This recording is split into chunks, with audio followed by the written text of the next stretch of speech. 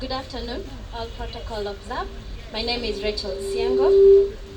During the 1998 bomb blast, I was still in school. I was in Form 2, and I'd gone to my mother's office. She used to work in cooperative house, but she'll give her story together with mine because of time. So from then, it's when I started wearing specs, and my eyesight deteriorates. I go, the lens is increased. I go this year, the lens is increased. But all in all, we thank God. So I'll give the mic to Douglas Sidialo, who will talk on behalf of everyone, either who lost his sight or her sight, people who either became partially blind, or people who either lost one eye. Good afternoon, Honorable Senators and all present. As we celebrate the 25-year anniversary since the bombing, I want to remember those innocent lives of those who were killed, those who survived, those who were injured, and those whose lives will never be the same again. August 7th, 1998 marked the turning point in my life journey. It was a bright Friday morning, and I was on my way to work on a very busy Haile Avenue from Uhuru Highway. As I came towards the ex-telecom's house, the traffic was building up at a snail's pace. And as I came towards the cooperative house near the intersection between the Moi Avenue and Haile Avenue, I saw this truck that took a turn and went towards the American Embassy gates. Then I witnessed an altercation between the occupants of this truck and the security personnel from the embassy. Then I heard what I thought were gunshots, but these turned out to be hand grenades being thrown at the embassy. And what came to my mind was that these were gangsters who wanted to rob the embassy. It never occurred to me that they were terrorists. Then I saw a man run from the scene of the shooting towards the heavy traffic where the car was. And that's when the huge blast went. And from that day, I have now witnessed light of day again. I became blind. I was rescued from the scene of the shooting and taken to Kenyatta National Hospitals by Good Samaritans, where Kenyan doctors and German surgeons who were flown in tried their very best to save my sight, but without success.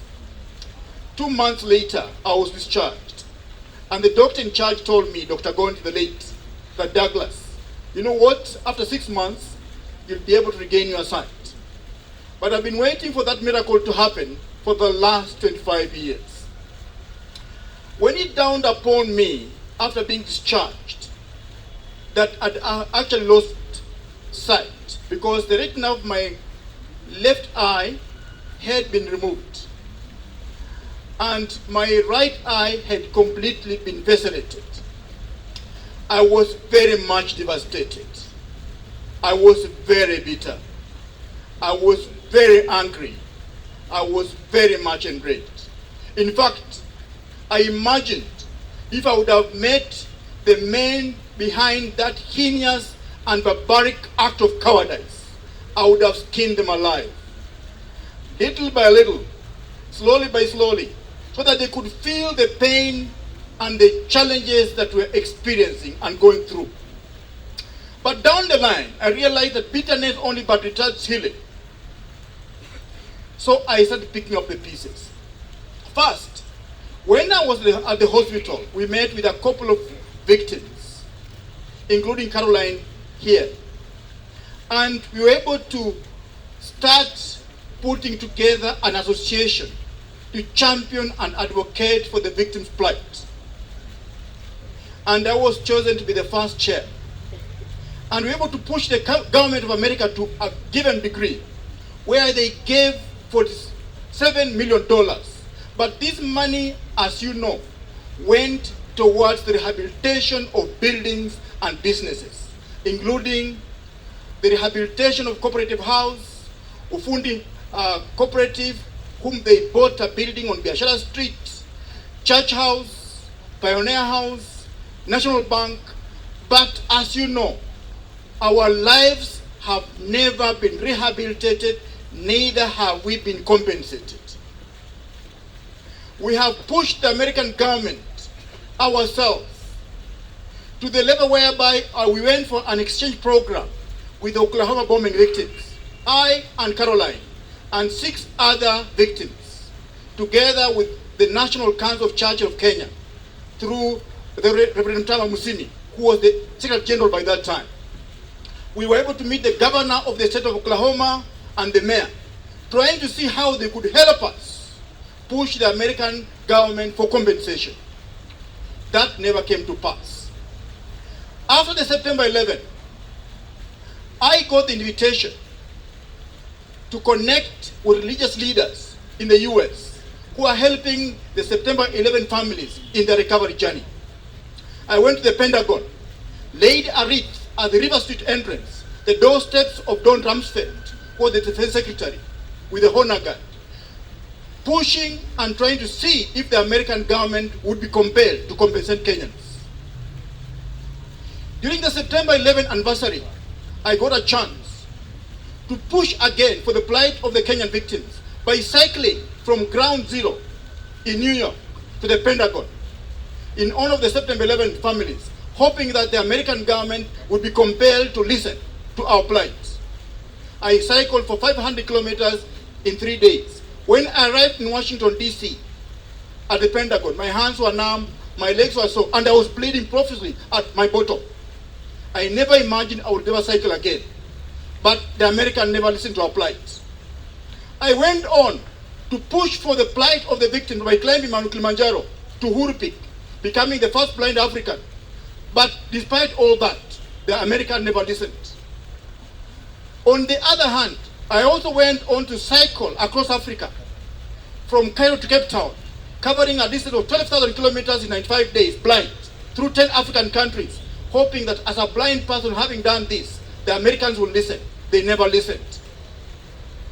I got a chance to meet Joe Biden and his wife Jill when he was the deputy president 12 years ago at the lawns of the August 7 Memorial Park. Shook hands with Joe Biden, looked me right in the eye and asked him, Joe, what do you think about the compensation of the Kenyan victims? And in his response, Joe responded and said, Douglas, you know we Americans are a democratic society. We believe in democracy. We are fighters of human rights and we are Christians. We are going to look into the Kenyan issue on compensation for the victims. Now it's almost 12 years down the line. Joe Biden is the president of the biggest democracy in the world, America. His wife Jill is the first lady. Now, the question is, does he still remember the question I asked him? Does he still remember that we need compensation? We want that answer. I have met 5 successive Secretary for States of America. The first time, when Madeleine Albright came to Kenya, 2 weeks after the bombing, he came to my hospital bed. I shook hands with her, and I asked Madeleine Albright if they were going to consider our issue of compensation. And Madeleine Albright never responded. When I cracked a joke about Monica Lewinsky, she laughed her heart out. How Monica almost brought down the king of the world. I have met Hillary Clinton. I met Colin Powell when he was here, asking the same issues. So I'm very glad that the senators have endorsed that bill to engage with the House of Congress, with the senators in America. This is our last straw. This is our last chance. And I believe that this engagement with the congressmen in the states will bear fruits. We are ready, we are prepared to join you and to help you fight this battle to the end. We lost so many people were injured, 224 were killed, over 5,000 were injured, Over 100 either lost their sight or one eye or partially. But it's now time for us to work as a team, for us to join hands and push the American government to ensure that there is a legislation in the House of Congress that will make Kenyan eligible for compensation through the U.S. Victims of Terrorism Compensation Fund. The Americans have been compensated, the 12 Americans. The employees of the American embassy and contractors have been compensated through that fund.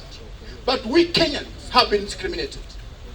Are we less human beings than Americans? We are human beings. It's just that they are white and we are black.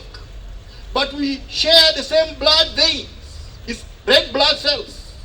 And therefore, it's a high time that the international community should join hands with the Kenyans for us to push for this issue of compensations once and for all. We want closure this year.